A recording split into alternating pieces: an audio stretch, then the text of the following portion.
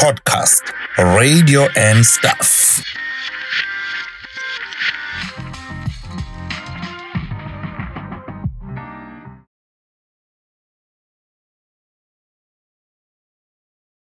Asithathe leli thuba sikubingelele and welcome you to a podcast, radio and stuff.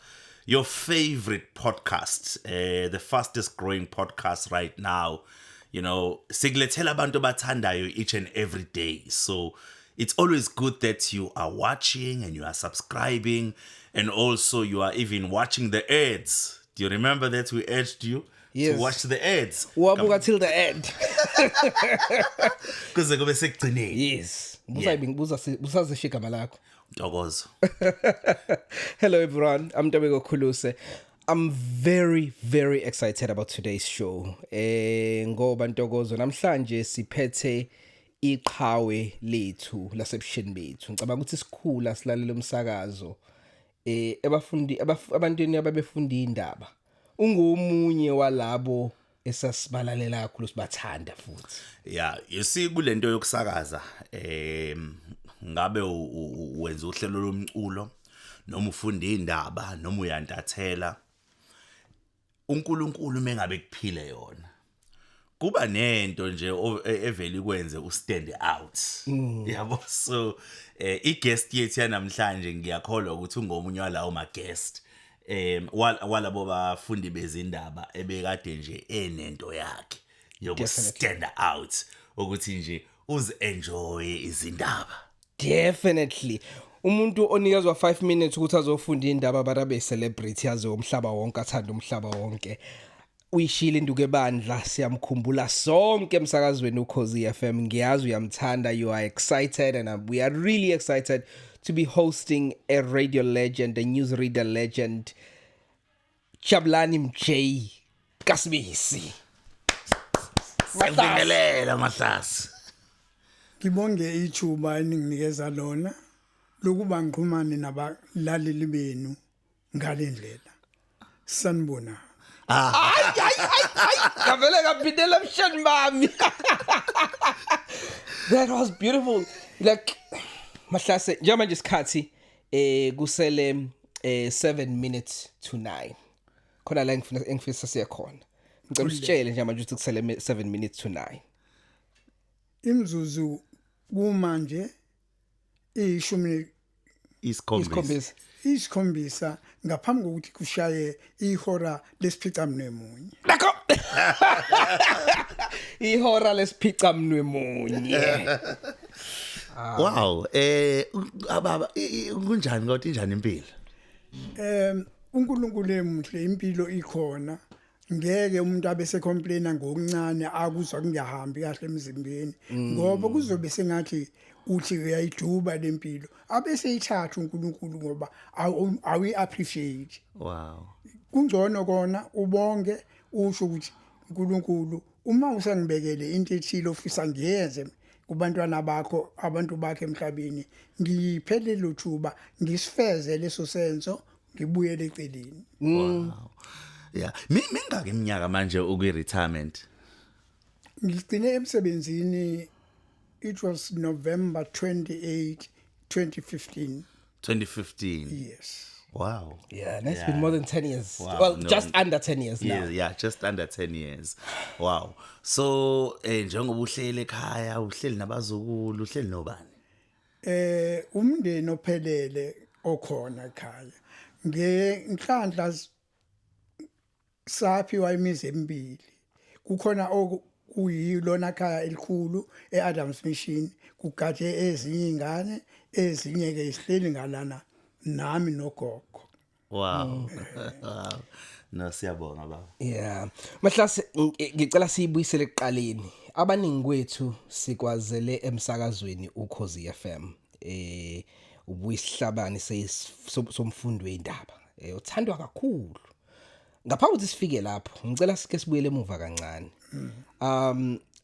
Sike sazi impilo yakho nje before ujoine uKhozi FM. Ngabe uMahlase wazalelwa wapi wakhulela kiphi nendawo?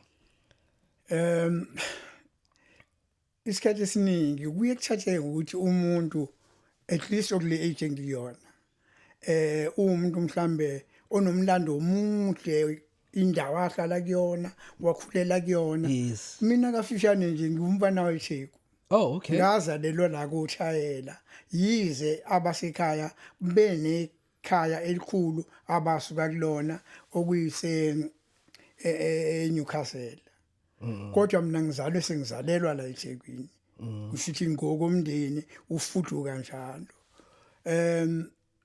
okuningi kwami ngikwenze khona la eThekwini ufunda kwami amabanga aphansi ngifunde eMalikazi Business School le ndawo okuthiwa iMalikazi Business School ile osekunoyu kuyona eMdazi Okay. isikole nje sekhona lapha isona sikole esakhiqiza iningi lethu ngaphambi kokuthi sidlulele kwezinye ikona ngasuka khona ngaye emakhumbuza kusho ukuthi phakathi eMdazi Yebo. ingakho impilo yami kungazathi iumlazi ngasho njalo umuntu umecabanga ukuthi umJ negama umJ lazona izinto kumina lihle kodwa lazona izinto ngoba umJ laqala leli gama liqalwa iproducer yami yindaba Okay. ezongifaka emoyeni wathi uyabona ke MJJ lake lathinelwa nekhanda uthi hayibo Yimi ngumJJ manje kanti wonke umuntu uzogcina elamukele ngokwasemsebenzini lase liba igama elihlalayo kodwa mawubheka umuntu ongangama ngaba kanjani umuntu ngoba amagama ezingane lawo konke lokho kwaqala kwangakhela isimo engathi saba sisha kumina sangikhulisa futhi kodwa eqinisweni ngifike emsakazweni ngo2021 91. no 91 Oh, okay. ngifike 91 emsakazweni ngiphuma elangeni Okay. Iphephandaba. iphephandaba kulona ngifike ngumuntu nje obhala yonke into ongasicabange ethi ukubhala isports yini konke bengikwenza Okay. kanti before that bengikade ngikwabona magazine Oh, okay. so ngifike ngivele senginabo umntatheli ibasic yakhona because uma uzobheka ikakhulu umntatheli bomsakazo ebroadcast bukulimaza ekutheni uma ungakaze ubhale lutho wena empilweni yakho ungenasi istory owasibhala safundwa omunye umuntu ugcina usuhluleka ukubhalela iradio ngoba iradio istory engilinganise nje istory esikhulu ephephandabeni sicishe sibe i-quarter of a page or half a page Yes. but uma ususe-radioini you need only 3 lines 3 lines then ubususenza sikwazi kodwa ukuveza isithombe siphelele kumuntu olalele ngoba manje akaboni kodwa ulalele kufanele athi melalele sakheke lesithombe siphelele kuyena kusho ukuthi ke ngafika ngo91 uma ngifika ngicabanga ukuthi kukhona into abantu abangayazi le ukuthi emsakazweni ngenxa ukuthi ubukade uphethwe isibhunu kakhulu bekuba nento ukuthi ngisho uzofunda indaba zezulu wenziwe interview Afrikaans yabona ngicathi ngaba ukugcina kwaba interview wange Afrikaans ngaba impela ukugcina futhi nakhona engakho kokuthiwa ngitranslate akiqedanga ngagcina sithi hayi awuhambe uye ngale uqoqa izinto ozaziyo so kube isimo esinjalo ngenhlanhla abantu abebekhona emsakazweni besazana nabo besebenza umsebenzi wabo ngisebenza owami kube khona lesihlangana khona Oh, ubusebenza elangeni. ngisebenza elangeni njengombhali intatheli nalabo abayizintatheli sihlangane makunemicimbi sihlangane makunezimo ezikhona esithintizwe sagcina ke manje sekunobuhlobo bokwazana ukuthi hayi hawu ndoda wena lo fika la uzojoyina zimisele sokulekelela la unenkinga khona so ngangena ke khakha emsakazweni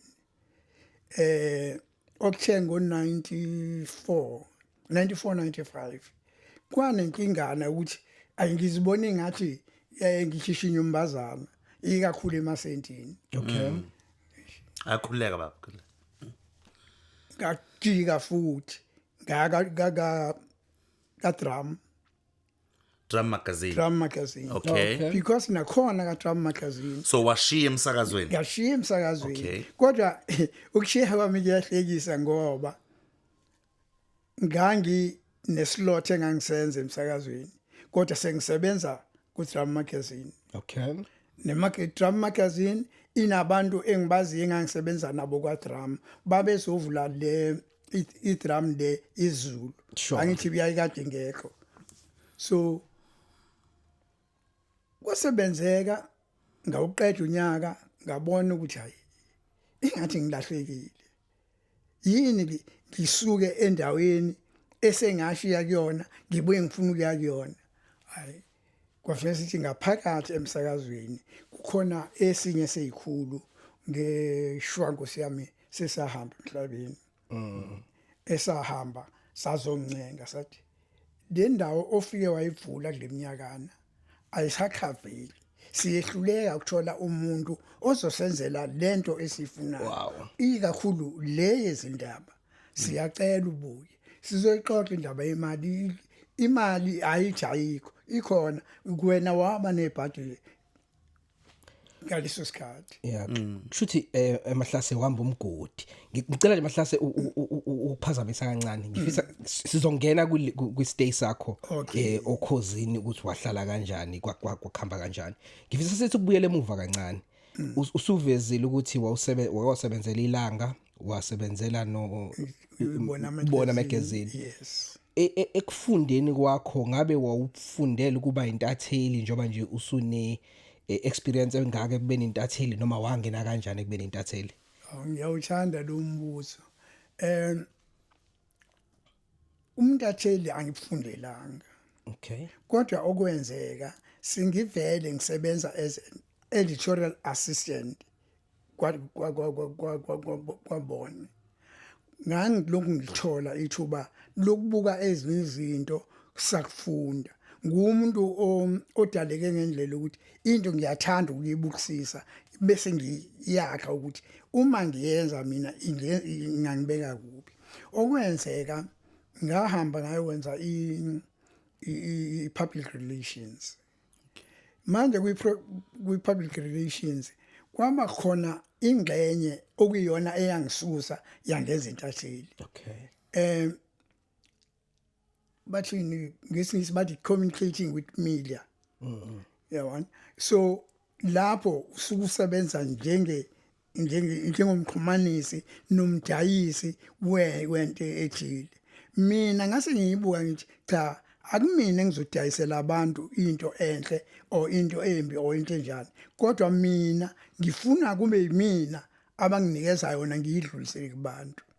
Ilapho ke kwakhula khona loluthando lomtatheli engigcine ngilisebenzisa kwa radio. Nje kwa radio ngingabeki mhlawumbe stage noma mhlawumbe kuvumelekile. Yes, masibeke istation. Ngiya okhosini nje ngivele nginothando. Senginalento le ekhona kumina kodwa engasebenziseki ngendlela engifisa ukuthi isebenziseke. So ngabona leli kuyithuba ke uma bethi nasi isikhala ngazama ngasithola. So angifani nabanye othola ukuthi njengamanje bakhona emsakazweni. Kodwa into abayenzile baqhamuka kuma community radio stations. Yes. La amancane. Manje mabefika lapha uthole ukuthi umuntu uyazama ukwenza konke anamandla okwenza kodwa kutholakala nje yena uzoqala ekufundeni ayili. Akanayo le background ukuthi istory sibhalwa kanjani ukuba sefieldini ubhale istory esolalelwa abalaleli wenzani. Wagcina ke kuyilo mehluko owenza bakunakisisa abasokhosini lokho ngaqala ke ngisebenza ngokugcwele nje impela ukuthi hayi lo muntu lo uyena ozosinika indaba ngendlela yokuthi sizizwe indaba nanokuthi ke engicela ubeka futhi engiyohlala ngibeka noma yini ukuthi ngaqhathwa yingqwele ngaqhathwa yingqwele ngoba almost bonke abafowethu ama colleagues engiwafice emsakazweni mostly bekwabantu ababukeka bebadala kanti kwenziwa ukuthi bafike kuqala emsakazweni but mina ngokweminyaka ngimdala kunabo kodwa indlela ababenginikeza ngayo isekelo guidance yes kwangisiza lokho nanokuthi ke kukhona enye into einkolelo yami le ukuthi emsakazweni akufanele uyele udumo alulungile udumo ikakhulu mawula ezintabeni ngoba uma ubheka isimo somsakazo uhlukene igaba ezintathu khona i-afrotainment kube khona i-infotainment kube khona lena ke ethandwa yingane i-entertainment but uma ucwecwa lemkhakha emibili usala nalo we-infotainment okuyamanyuzi uthola ukuthi kuwona unakho konke nalokho okunye kodwa la uma sukubeka usuya endabeni ubeka noma yini uyashintsha ufuna kushintsha sonke isimo sakho ungabibikho ukuthatha into kalula kungabibikho futhi ukweyisa ulimi ngoba ulimi luyinkinga uma umuntu engalitholile kahle lugcina lusho enye into ingakho ke kuke dingeke ubuke into usakhe lesithombe before ubhale ukuthi okay kuthiwa lo muntu ubeyozingela wathutshula inja yakhe ubeyozingela wathutshula inja yakhe uthini le nto mawufuna ukisho kubantu yisho kubantu bayithathe bathi waze wanamanga usibani bani that means ngenkathi bephawula ngalento sebevele basondela kwena uthi mase uyichaza lento cha kwenze kanje inja yakho ibila isibhamu sicushiwe silele phansi umnini wayo ethi uyayikhulula kulesimo yes so umuntu olalele uthi akakwazi lento esho lo muntu usedlala ngathi and akufuneki kube khona isikhathi la udlala khona ngabalaleli ngento ezwelayo ya kufuneke uma ukhuluma into enezindaba phakathi usunquma indaba lezi hlonipha ulimi uhloniphe ngazo zonke igaba zalo ulimi khona la luba inkinga khona ikakhulu isiZulu siyi-tone language siyibani language tone language okay, yes. yes. Okay so khona igama ongeke uma ngithi embumbulu angisasho embumbulu yes into enjalo yonke ogcina ke manje usuthatha ukuthi awuve ukuthi unikeza abantu ulwazi nje kuphela uyalahleka umqondo waleli gama ukhulisa nezingane zazi ulimi ukuthi lunje ngoba uma uzobheka ngokwesingisi uyuthola ukuthi esingisini isikhathi esiningi khona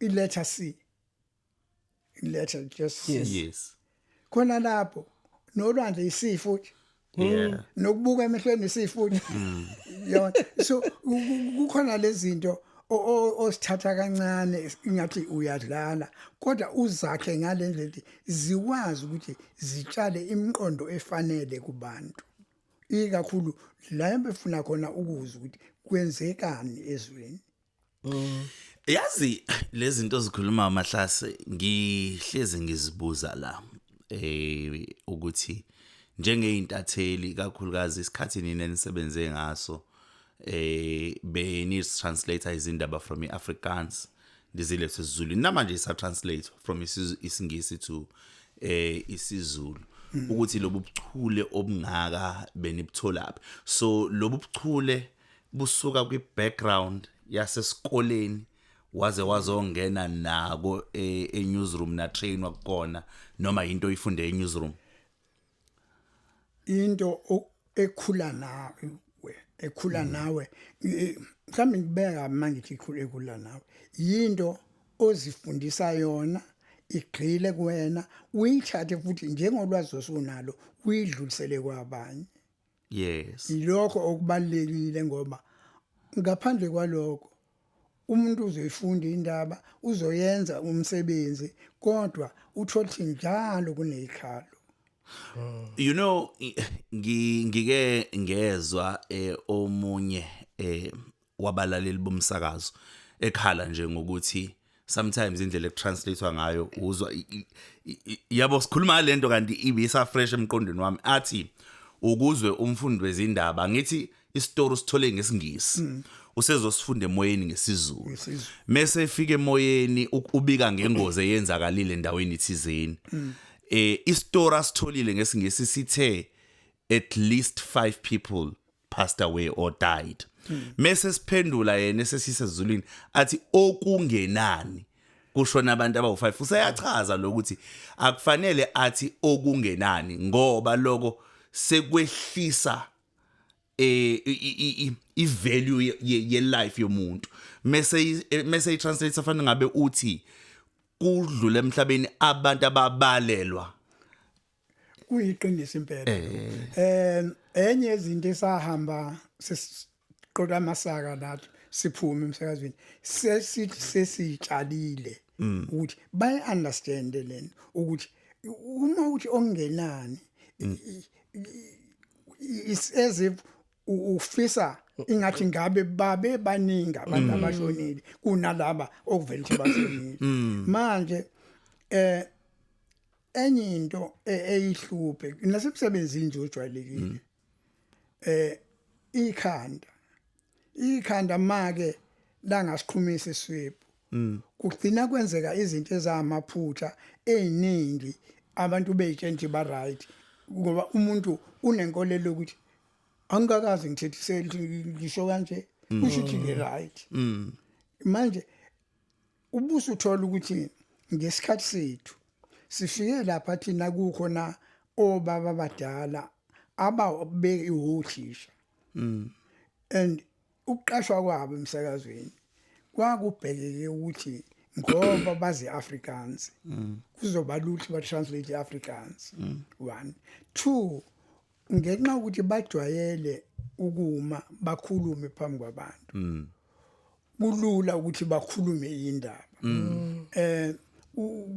bese kwenza lokho ukuthi uma uke wenza iphutha umuntu omdala ekubize ethi awumahlasa awudlule nje la uzwile lapho ukuthi utheni ungaphinde usho kanjalo oyobeka kanje yabona bisasina lonto nyathini nokukhonzeka kuthini labantu ngenxa ukuthi bebefike iqala emsakazweni umsakazo bawuthatha kwayinto eyigugu kubona bengafisi ukubona umsakazo uphelelwa isithunzi so bakulula kubona uma betshena into ngalendlela ukuthi wena la yisho uthatha ipeni uyidwebele la ubusuwenzela esitholini esilandelayo uma uphinda uhlangabezana naligama usuyazi ukuthi lokho akufanele so lapha kuyingqalabutho ozificile osebenze nazo kakhulukazi kwa news obani osabakhumbula nje osebenze nabo closely yo hayi umtholipi mthimkhulu umphefumulo wakhe ulale ngokujula uDumsani Ngcobo yes kade ngimuza nje kade celebrate 75 years efunda indaba yes uDumsani Shange yes uDumsani Shange angazi mhlambe bazophatheka kabi abanye ngithi ngqambu ngabo lona ushange ngithi ngifuna ukukunikeza isithombe esiphelele ukuthi kwathi noma kwenzekani kumina ebona ngathi ikhanda ngiyalahleka ezintweni eziningi walokho ekhona eceleni kwami umnye wabantu onginakekele kakhulu futhi naye uDumisani bobabili uDumisani Ngcobo naye omunye wabantu owenza ukuthi ngiyibone le ndlela ngiyithande ngiyihloniphe okungaphezulu kwakho konke kwaba ingqwele uThokozani Nene Thokozani Nene into yokuqala asiyena yona sasibaningana kule group yethu washena ukuthi uma kuqhamuka umuntu noma ngawungcolile uma unomsiza msizi asikho isidawula esiwumuntu kaNkuluNkulu esingalidinga usizo umthobela umuntu sakuthanda ke lokho ngoba sangwazi ukuthi ngaye uThokozani Nene singene emphakathini ebingajwayelekile ukungeneka kuyona uma sifika kuyona sithola izinto ezintsha ngizolinganisa nje babezwa abanye mhlawumbe mangifunda indaba ngithi ihora lomkhothi babuza ukuthi siqhamuka phezulu siqhamuka kanti into umuntu ayithole ephakathi kwemphakathi ekhuluma izulu esiqondile esinayo umkhothi kubuze kuthiwe kuze kuthiwe umkhothi ngobani dingeka manje uqaleke usuzakhela icrowd ke manje ozoyichazela uthi umuntu athi umuntu hayi umkhothi yini ukhothana ubusuthi imuphi umunwe okhotha ngawo into mafuna mawudobhoza usawuthi uthesa imuphi lo muntu uthi hayi yilo uwona ke wesikhombisa wow umkhothi uyakhotha wow yazi ukuphazamisa yazi bengicabanga mina ukuthini ukuthi makuthiwa ihora lomkhothi bengicabanga ngoba ngo7 kusuke sekudliwe emzini eminingi mhlambe wena ungaqondana nakuthi kukhona oqala khothe mezona kodwa nje ihora lomkhothi ihora lokukhotha njengaliphi isiphica mnemunye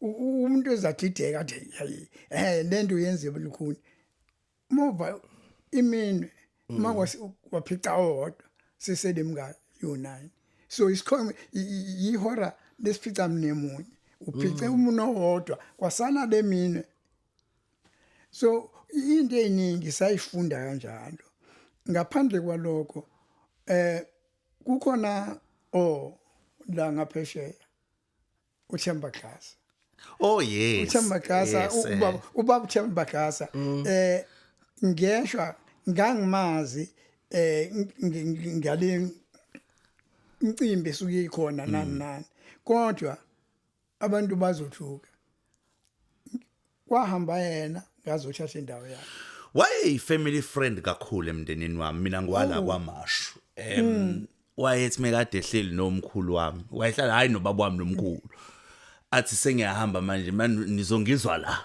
sengifunda indaba yabo bathi ngizomuzwa kuzothi mesefika athi aweshe kwangiphinda futhi lokho so into enjenganaleyo oyakhayo nokunikeza abantu indawo yabo ubahlonipha ufanele nokuthi uyamguqela umuntu ngoba awazi ngenilanga ukuthi indawo eniyoficana kuyona iyobe isimo esinjani kuwena uyokwazi nokuvikeleka uma ethi umuntu omdala awangifuna ukumbona lo kulula ukuthi enzeke into embi enjani ngoba akahloniphi yes i-department yaka news ke lana eyinabantu abaningi the late Siphiwe Maphumulo Mandla Ngema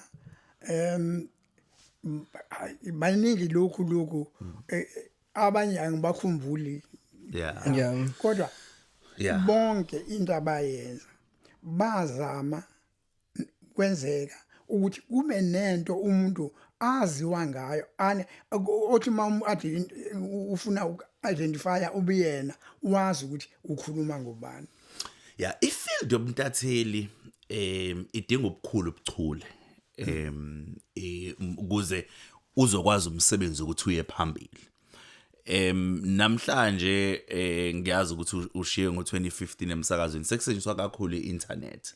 Kodwa nina naninganayo iinternet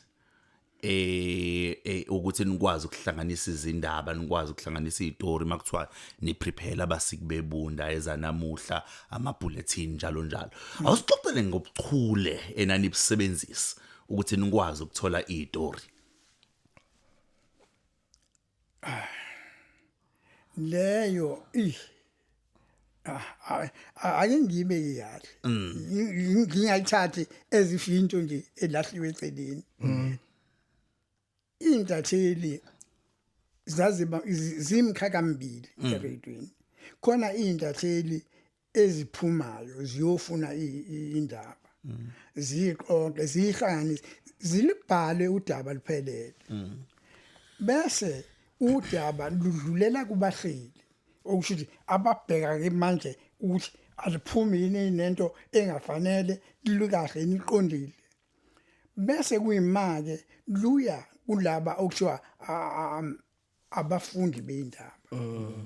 Manje kwenzeka nje istory sifika kuwena sesiphelele. Kodwa ake uthi siphelele usibhale ngesingisi kodwa. Wena uyofundela abani uyofundela amaZulu. Yilapho ke la kufuneka khona usithathe le story usifake kuwena. Ubese usixoxa ngendlela evumelana nawe. Ngoba uma uzothi ngizosifunda njengoba senjalo kuzoba khona ukutranslate kwakho okuliteral okwenza kufana nokuthi ubhale igama negama kanti ngesizulu kunendlela okufanele usibeke ngayo. Kubuye isizotha kubuye inhlonipho kubuye ubuqotho bolimi. Lezo zinto efanele zihlale zikhona ngoba uma ulandela kahle phesheya kwa BBC uma ke wenza iphutha elincane ufunda indaba uyawuluza umsebenzi wakho ngoba kuthiwa njengoba ufundela uQueen ukuthi ukuphi njani kodwa nje kwa report wathiwa wena usho ukhulume isingisi ngendlela engafunwa uQueen phelile ngayo. Manje nakhona la ibikhona leyo si ngemva kokuchazelwa nokudlula short course amaningi akwakhayo ukuthi buka la this is your story. Senze kube sakho. Usixoxele ubani. Umlaleli akathi kufanele icomment yomlaleli ithi kwaze kwanzima. Uyayizwa lento eshow man. Uyabona kungabi ngathi ubuwenzela ukugcwalisa isikhala nje ukuthi 5 minutes weindaba angikwenze ngiqede. Sure. Kufanele udaba ulusho lusale kumuntu. Baye bakubeke ngesingisi bathi uma ulalele it's like uyabona ngoba namanje Thathi TV buka isibikezelo sezulu TV sithi sifika egcineni usukhohliwe kusekuqaleni kanti ngokokulalela into oyilalele iyaphuza ukuphuma kuwena ine period eyihlalayo ikuwena kululu ukuyikhumbula. Sure. Mahlase nginembuzo emibili kuloko okushilo njengamanje. Okuqala uthe ka news kunohlobo okuhlukahlukene lemsebenzi ngaphansi ka news. Nje wena mangasithatha kwi-career yakho njengoba usokhosini FM ngaphandle kokufunda indaba khona okunye owakwenza within i-department ya news? News kusukela ikona okwakhe background yami Okay. because ngiyiselangeni bengizenzela ama page ami ngizenzela yonke into kodwa ngibe ngifike ngafundiswa khona so nalapha emsakazweni kukhona izinto engagcina ngingenelela ngazo ezingekho eindabeni ngo uJuly handicap bengiyengusakazi amahashi aseceleni ama preview amahashi bengwenza kodwa ngingawenzeli le platform okuyizindaba ngiwenzela le okuyistation Oh, okay. kuba nezinto ezincane oyithole ucontributor ngazo ungekho direct ngo ngaphandle kwalokho nakhona endabeni bengiyengibhali ngoba kusukela lapha elangeni engangikade ngumbhali khona Yes. akukho engingakubeka ngithi ngiyaqhakambisa ukuthi ngakwenza lokhu es Okay. Kodwa nje ukufunda indaba ikhona owakhamba phambili. kwakuhamba phambili angazi nina manje yenzeka ngiyisekhaya ngihleli ngizwe sengisho indaba ngingazi ukuthi Bahlase kanti ukhuluma ngokubaleka kokusebenzisa ulimi oluqondile kanye nokucikoza usikhombisile usichazelile ukuthi okunye ukucikoza sasikuza ukusho emsakazweni wawuqhamuke nakho kanjani. Ngabe baphi mina obani abanye abantu mhlawumbe abafica emsakazweni noma bangekho emsakazweni abadlala ingxenye ekutheni ukwazi ukuqhamuka naloko esingathi amateam kodwa ukucikoza. njengoba ngingachaza ukuthi womunye wabantu waqhathwa yingwele Yes, you did. ingwele aziyona ingwele zomsebenzi nje ingwele zolimi ngoba kukhona ubaba ukhumalo uRich Wow, yes. uomunye wabantu ababe qile olimini ngendlela ukuthi babe lwakho ulimi ukuhlanganisa amagama akhiphe into eyisithombe esinye yesinye zezinto ababezenza manje babe nakho ukusondelana nami babe nakho ukusondelana nami angazi kanjani kodwa bese ngincela ngoba ngangenza isiqiniseko sokuthi ngisebenza umuntu akangasho ukuthi oh zonke insuku mhlambe mengene ezofunda indaba uyazi uzethu sanibona nabesilo kangibuye Qhamuke nezinye izinto. ngisho ukuthi nina bakamdlokombani nake ngibongele amakhosi ubongela amakhosi kusamikiyona le nto ukuthi uma ngabe indaba zesingisi sihlonipha uQueen lezi isintu azihloniphe phela amakhosi ethu uyabona sibe nezinto esisondeza thina ngqo nobuzwe bethu nokuthi siqhamukapi yabona Yeah. Njengoba uthinta indaba kaBaba uMntungwa. Ngesikhathi ngezikhathi zoBaba uMntungwa iRadio ekhaya kwakuyona nto eyayikhona iTV into eqhamuke much later. So sasibabuka lapha ya ekhalendeni. Khumbula namanje uhlelo lakhe lalithi zaqheqe. Sasilalela awuyena ubaba lo ohleli zaqheqe. So abantu ke labo aba contributile ukuthi ulimi libe la likhona njengamanje. uthola ukuthi uma ucabanga ngezaqheqe ingane eziningi ngokungafuni ukugxila olimini lethu abazi ukuthi yini izaqheqe amase lawa asevuthwe kahle Yabuza ukuchule baleli hlelo lolu manje uyabona uvuleza qheqe kusho ukuthi uvubile wavubela kahle into ezothi mayidleka yenze umuntu abe nenjabulo akhulule aminasudi Manje izo zonke lezi zinto zincane kodwa uma ngase kugxile kuzona kungagcina kunikeza enye indlela yokusakaza. Ukhulume nge-technology yamanje emsakazweni. Inenkinga. Uma uzoyilandela inhle ngoba injalo. Uma sibheka la kumaselula sinama platform amaningi akhona kodwa angakhi. Ngoba awanayo ikhanda, awanawo umsila. Anesidumbu kuphela. Khona manje ngingasuka la sengibuyele eThekwini mangiphakathi nendlela ngibone kwenzeka into. Uma ngifuna ukuyireporta lonto kufanele oqala ngazi ukuthi alright ingozi mhlambe ngiyalinganisa ngingqolele ingozi kodwa angikwazi ukuthatha into esho umuntu okulapha.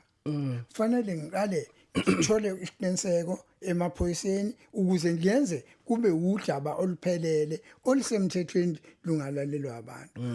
Manje isikhathi esiningi ngenxa ukuthi sibona lama platform esesinawo sifune ukwasebenzisa sakudlala agcina ke eselimaza iradio kodwa ngenhlanhla iradio noma ungathini mhlambe kusayothatha eminye iminyaka eyikhulu ukuthi ife iradio. Wow. Sayothatha Ngiyayithanda ke leyo ishoyo. Oh, that's true. Ngiyayithanda leyo ishoyo.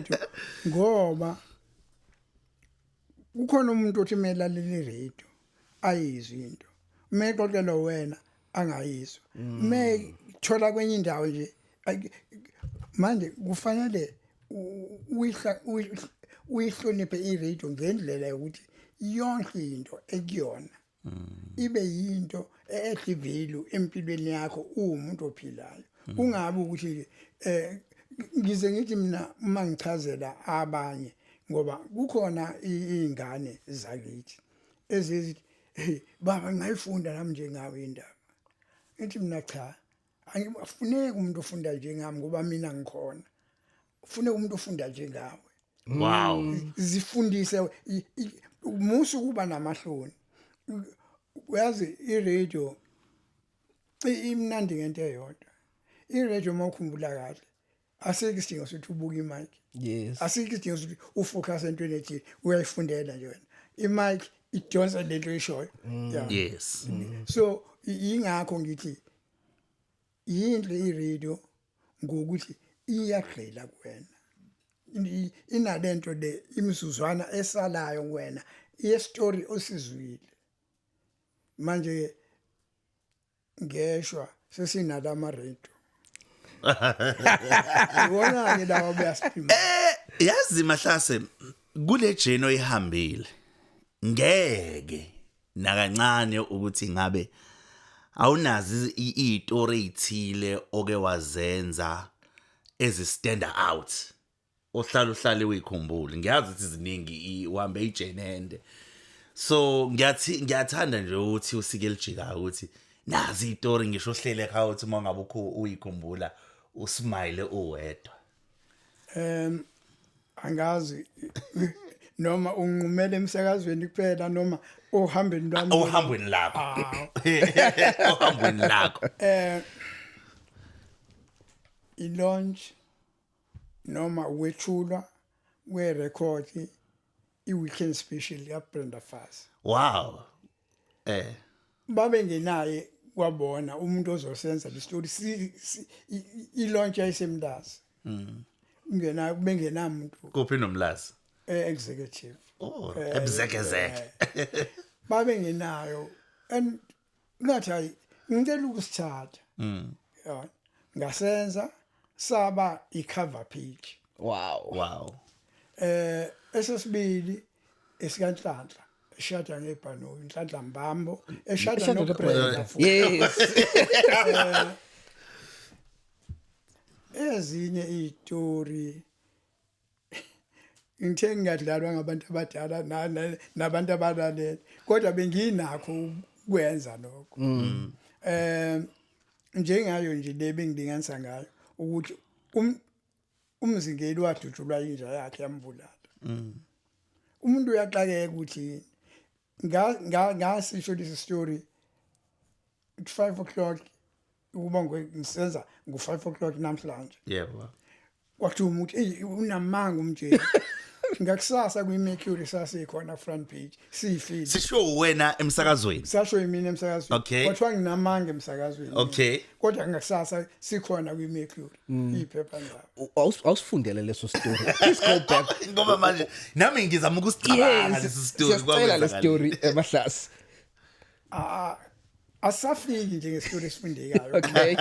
Kodwa osekwenzeka sekuba more of incazelo ukuthi Kwenzakalani. Okay. Because sengisibuya esingisini ngayithola incazelo yokuthi kwenzekeni. Yabona. Kodwa ke kufana ke nami nokuthi phatha indaba 5 minutes ufunda sekwenze ukuthi kwamanje sekwenze ukuthi ikuphe ithi phela izitori zakho njoba at least ziba u5 or 6 with the shortest. Izenze lezi zitori zibe serious. Bese wenza istory esisodwa esizokwenza abantu babhodle.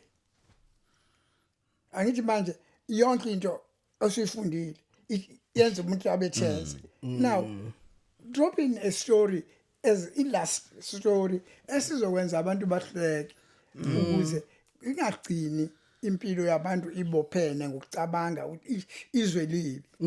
Yabona. So nakho lokho ngakufunda khona lapha. Ngifundiswa ubani uThokozani Nene.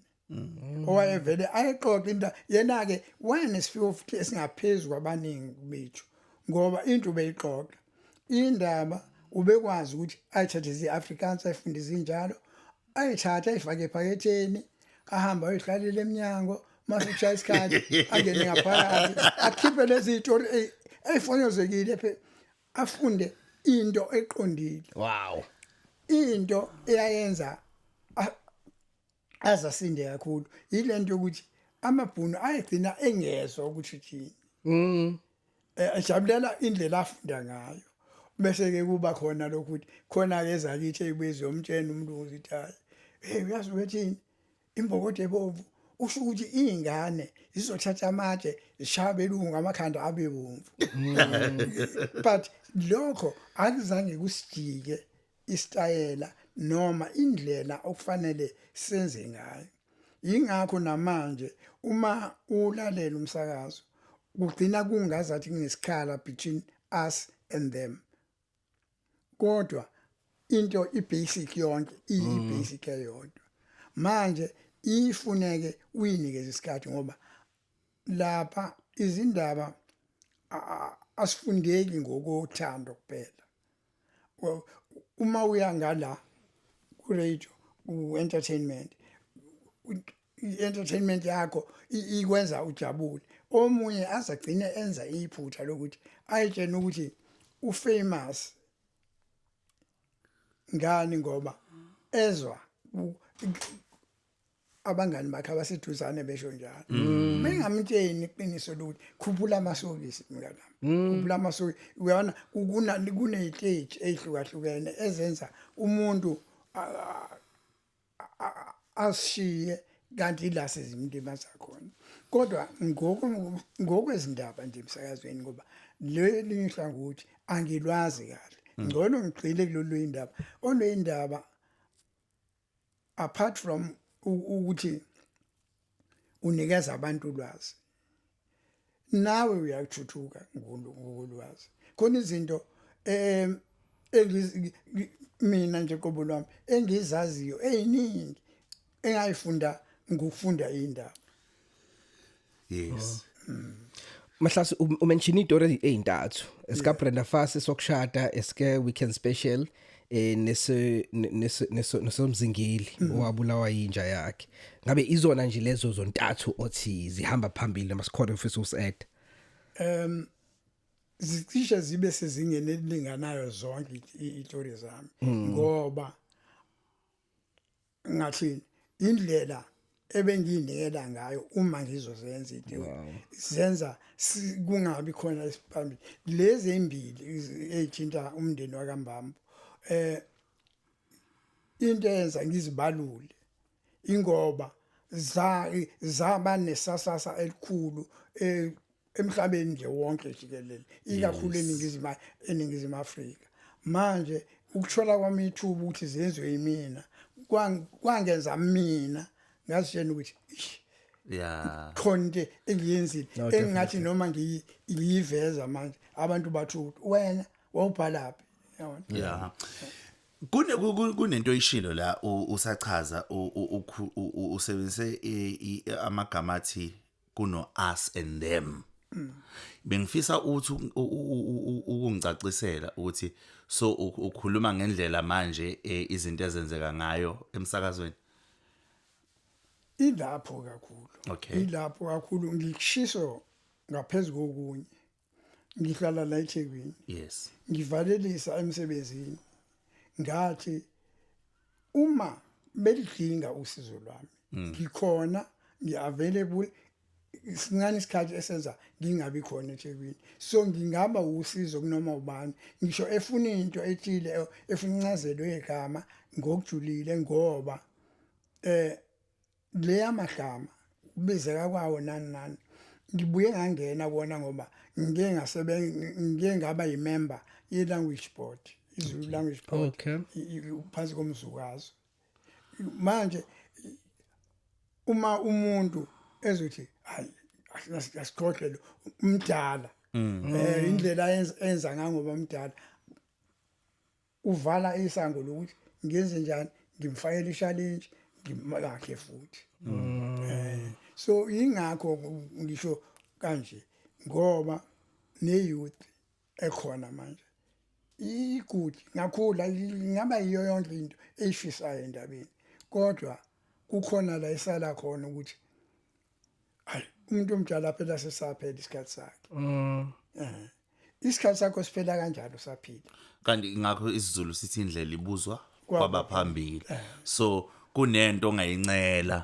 kulabo abangaphambili yabo so ilegacy ekumele isale kuthina ezandleni zethu kunjalo nje kunjalo ngoba uma ubheka kahle izinto zigcina into eningi zigcina zingathi ziyonakala nanokuthi azilondekile ngendlela lonto ingikhumbuza sazi story engisakusona esashiya sebenza kusona kodwa sagcina sihleka yabona saphenduka ihlaya istory kodwa sibe serious intombazane eNdiya sorry mhlambe akufanele ngisebenza kanjalo kodwa intombazane umdabu waseNdiya eyayintatheli kudingeka ichazele umlungu ababe involved leyo project be la eSouth Africa la eThekwini futhi intombazane ibhekene nenkinga ukuthi izothi yini umjondolo yini umjondolo ichazela lo owaphesheya yagcina ithi is a house on top of another on top of another on top of another this way izama ukuchaza uyabona izindle enqabelene kodwa this way yes uyabona i-understand yayo mase simchazela lo thina sithi cha akunjalo kukanje izindlu i-squatter camp lezi isikhona i-squatter camp kuyo yonke indawo kodwa kuya ngokuthi ama unit asuke esetshenziswe lapho ami kanjani okay yeah so Mahlase mama ngabe njengamanje nje njoba ukwi-retirement ususpend isikhathi ulalele izindaba uzibuka ku TV uzilalele kulesikhathi samanje ngiwenza impela lokho isizathu esikhulunywa ngaso zonke njengamanje ngilwa nokuhlanganisa i-training yabafundi beindaba bama community radio station oh wow okay angifuni ukwenza into ngithi kubona ngiyakwazi ukusakaza ngizonifundisa ukusakaza. Umuntu akafundisi ukusakaza. Ukusakaza yinto esuke ikuyena akwazi ukuthi ayikhiphe abese eneso akutheni uyikhipha kanjani. Kodwa akusho ukuthi ufundiswa ukusakaza. Usuke evele ekwazi ukusakaza bese elungisile. Manje laba ziningi lezi ingane zakithi because I think la KZN there are about 29 radio stations akhona aranayo njengamanje. Yes. But intatheli zakhona ezifunda indaba azange zifundele indawo. Ziyathathwa nje kuthiwe all right une diploma in journalism hayi indaba. Abanamuntu obaguidayo. Ingakho izinga labo ligcina lilimala. Manje ngithi ngiyabuka for my age ukuthi ngoba ngisakwazi ukuhamba ngisakwazi ukwenza izinto yini nginga dedicate impilo yami ekutheni ngibasize. Yes. Ngibasize. Ngoba uma ubheka okhozi nje kuna abafundi beindaba abakhona njengamanje iningi labo baphuma ama community radio stations. Now bafika lapha abekho ready ngocwele. Kanti uma beyithole kahle background kulula ukufika lapha sebevele nje begijima. Kodwa ba respond abasondela ukuthi bancela. Yes, I've got abambalwa abafunayo abacelayo abazama ukucenga ukuthi as soon as ngiqala yonke into bayocela uba ingxenye yayo. Yes, wonderful. Before sabe nje bahlase sizocela ukuthi ushiye ama contacts ukuthi bazokuthola kanjani, but before sivale khona ufisayo naye ukuzoba ingxenye akwazi ukuthi angakuthinta kanjani. Uma ngabe ufunda indaba and bese libumbene ihora mhlambe bese liyadlula kancane sekumele wena uzofunda indaba as a news reader kuphatha kanjani lokho? Kubhlungu amasi kubhlungu kodwa into ofanele uyibheke izimo. Kukhona la uthi uyafika khona e-studio ngoba phela uza e-studio nje kukhona i-guest ekade ikhona ehlelile sikalodlule kusona. Ihlale linganaki i-clock idlule ubese ethe uthiphisa lo owumsakazi oyihost ngendlela akasazi nawe uzokwenza njani akasukumi lo ngeke umsukumisa ngeke umsukumisa ize idlule manje okugcina ususele nako ugcina ususele nokuthi njengoba kudleke 3 minutes wami nami ngizodlula 3 minutes. Yes. Yeah. Kube khona ke esinye isimo oyithola ukuthi usuka phezulu newsroom uya ezansi endleleni kube khona mhlambe into ekuphazamisayo ugcina ungasafikanga ngesikhathi. Yeah. Kodwa professionally akufanele. Yeah. Kodwa kuyenzeka futhi kube khona i-arrangement eyenziwayo yokuthi umdlalo we-Chiefs sorry ngexolile hayi wena futhi wenze nje ngeexample right impela umdlalo we-Chiefs uma fanele uqale ngo3 impepha ikhale ngo3 uyucelwe uthi ozofunda indaba zika3 akake ayifunde 2 minutes 5 minutes early ukuze uma seqala umdlalo uqale umdlalo njengobunje. Yes. Yeah. Into ezincane kodwa nje kuphathana kabuhlungu ukungakwazi ukuqala ibulletin yakho e-studio ube uyiprepared. Omunye umuntu ngenxa ukuthi mhlambe imthinta idlulela azwele agcina senza iphutha kanti hayi ngoba uyiphutha alenze ngabomu akadelelanga akalwi kodwa kukhona lento esuke yamphazamisa kanti ube seyithi inhliziyo ukwenza. And let's say ebahlase iphutha njengalelo lenziwa mhlawumbe ubudedengu bomsakazi buyi impact kanjani relationship ye news reader nomsakazi washenye into 1991 ngoDecember Christmas ngase ngifunde indaba ibulletin yami yokugcina u10 o'clock waqala abasakazi New Eve not a Christmas Eve Okay. bagcwele bahleli la nje uyabona Kuzohlukanisa unyaka. kuhlukanisa unyaka Okay. ozohlukanisa ubaba uJoshua Mlaba Okay.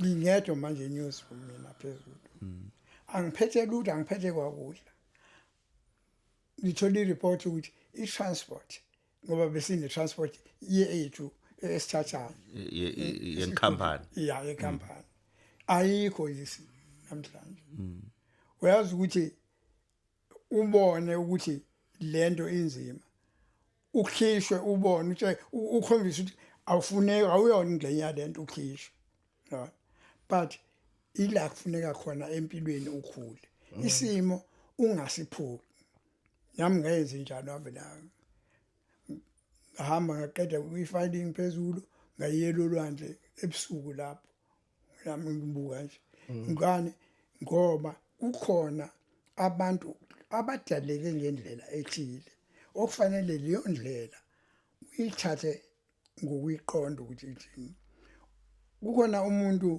ongathi kuwena hayi nje isibizi akazi abe umsakazi uyalizwa igama yes manje zongiphatha kabi mina kushuda ngicabangi ngoba yena uqonda ukuthi angikho enhlelweni kodwa uthi angikuyena umsakazi now ngiyini kanti engathi ngisakaza indaba yabona kukhona into enjenganalezo ezenzekayo bese kubuyela kuleli phuzo lishoyo ke lo msakazi ukuthi mandeni lokuphathana kabi kwenzekane kuwena uyaba khona ukuthi umuntu react to extreme yabona ubese uyalimala ngengqondweni ngalendlela ukuthi ufisa wena ukungena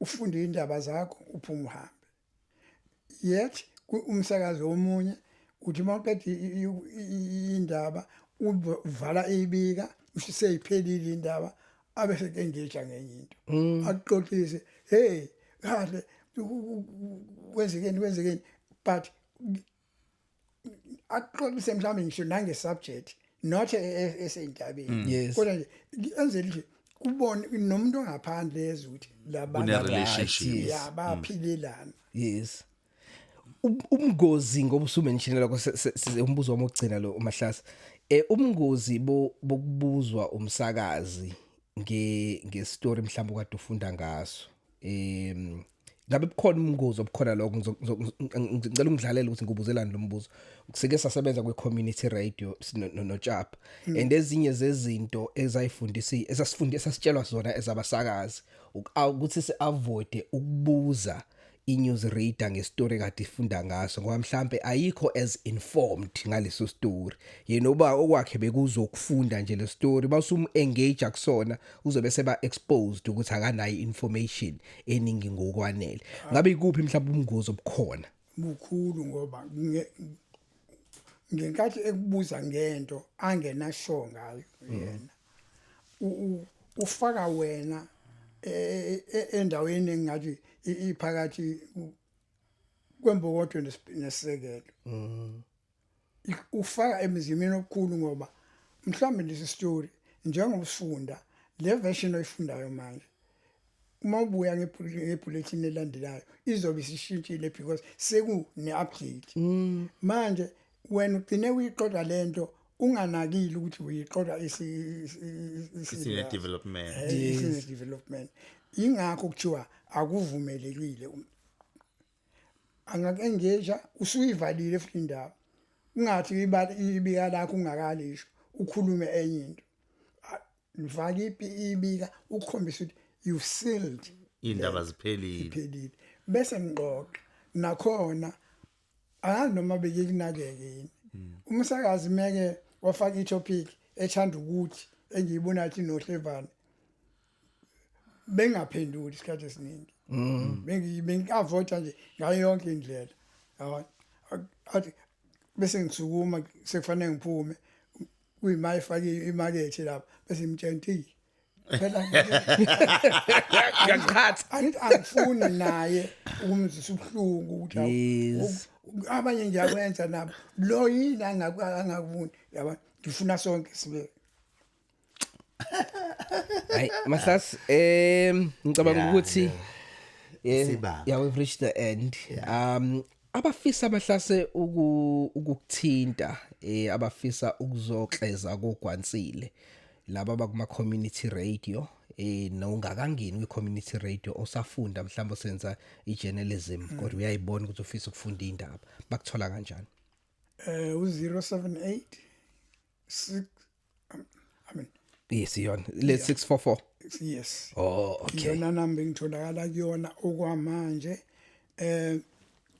then sikhona ezinye ezimbili engizoyi-add Okay. kodwa angifuni into ezobuya imhlukumeza umuntu athi ukuthi uyangifuna or athi Absolutely. Yeah, into elula ke sizoyenza ngoba lo inkulumo ebukelekayo sizovele Sifake la, sibhale la escreenini ukuthi abantu bavele bayithole khona. le project engiyenzayo inegama layo Yebo. engisebenza ngalo yes manje angazi noma Ungalisho igama le project. izimoso news skill solution okay Okay. Izimoso skills solution. izimoso news Oh, skills yes, sorry. solution Yeah, Izimoso news skills solution. yes Okay. No, inamba sizoyibhala la ukuze bezokwazi ukuthi bakuthinte. Bonke abafuna ukuthola usizo kwena. Siyabonga kakhulu baba ukuthi uthathe ithuba uzoba kanye nathi namhlanje. Sizizwa sithobekile kakhulu. ubonga mina unginika ithuba nje lokuthi ngizobheda nje kodwa ke mhlambe ukubheda kwami kunayo inhlesane encane enhle mhlambe kunayo asazi ngoba phela kuyenzeka umuntu abhede kanti ubheda kukhona ozosizakala lo kulapho Hayi awubhedi baba uyasifundisa.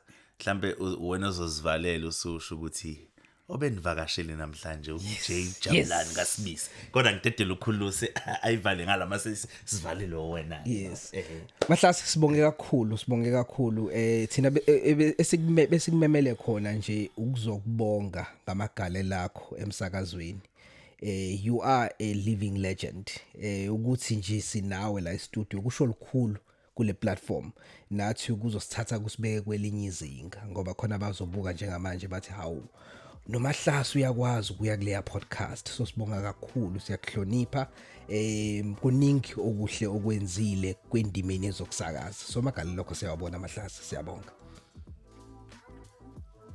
uJabulani umJ waSibisi umvuka Mahlasi usethi khumu oswela namuhla ngiyalibonga ngiyanconyoza ithuba eninginikeza lona. What a way to end it. Thank you.